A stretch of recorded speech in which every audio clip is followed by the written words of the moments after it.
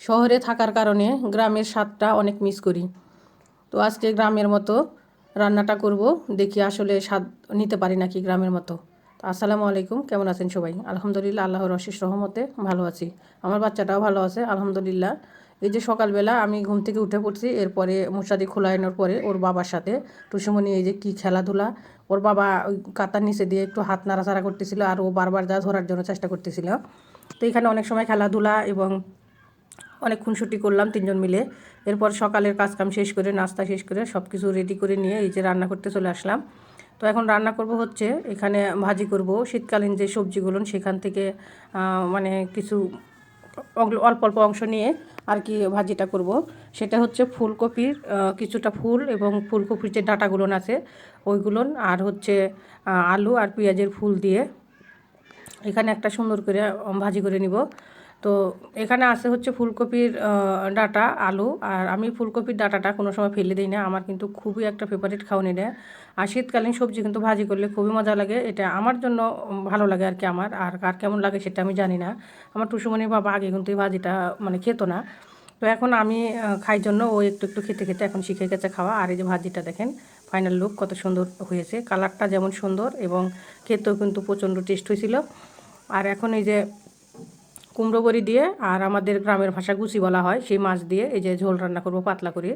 তো টুসুমনির বাবা বলতেছিল যে গুচি মাছের পাতলা ঝোল রান্না করো কুমড়ো বড়ি দিয়া, তো সেজন্য আমি এই যে রান্না করতে আসলাম।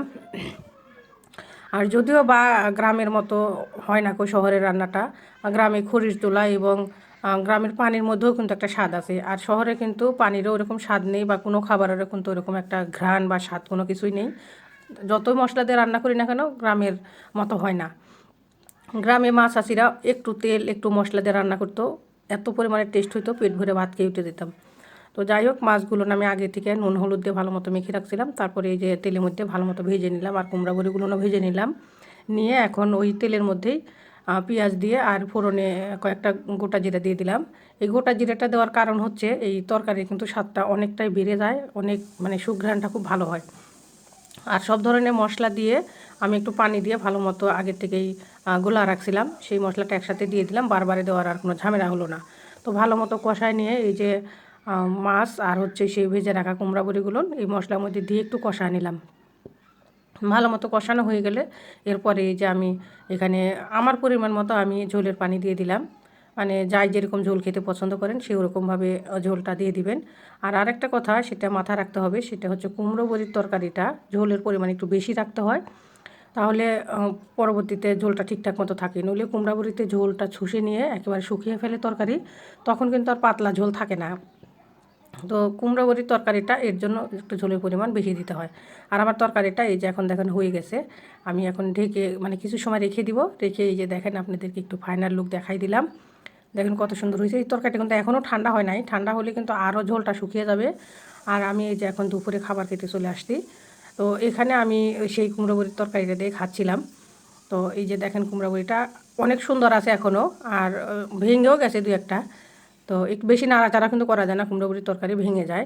আর এই কুমড়ো বড়ির তরকারিটা কিন্তু আর এত সফট, এটা আমি যেহেতু গ্রামে থেকে নিয়ে এসেছি, শহরে কিন্তু এত সুন্দর জিনিস পাওয়া যায় না গো, এর জন্য আমি গ্রাম থেকে নিয়ে এসেছি।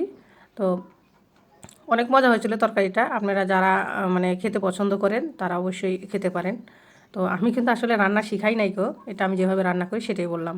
আর এই যে সন্ধ্যার পরে আর কি টুসুমনি বাবা বাসা আসতে আর এখানে নিয়ে আসতে এই যে মুরগির পাখনা বলে ওইটাকে নাকি হট টুইন বলে, তো ওইটা নিয়ে আসতে আর টুসুমনি দেখেন কামড়া কামড়ি মারামারি লাগছে। তো সবাই ভালো থাকবেন, সুস্থ থাকবেন, আল্লাহ হাফেজ, আসসালামু আলাইকুম।